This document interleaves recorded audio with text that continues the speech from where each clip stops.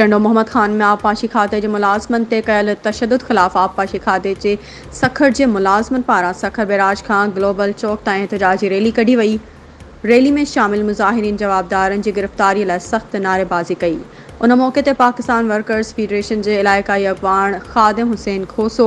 मेहर Ali Jatoi, chairman सब engineer association Abdul नबी जागिरानी ऐं ॿियनि मीडिया सां ॻाल्हाईंदे चयो त टंडो मोहम्मद खान में असांजे इरीगेशन खाते के मुलाज़मन सब इंजीनियर सिकंदर लाशारी, सब इंजीनियर हबीबुल्ला शोरो, SDO उमर शेख, गोनी कैनाल डिवीज़न टंडो मोहम्मद खान में बासर माण्हुनि पारां वेशाणो तशद्दुद कयो वियो आहे, जिन खिलाफ़ अञा ताईं केस दाख़िल नाहे थियो ऐं न ई जवाबदारनि खे गिरफ़्तार कयो वियो आहे।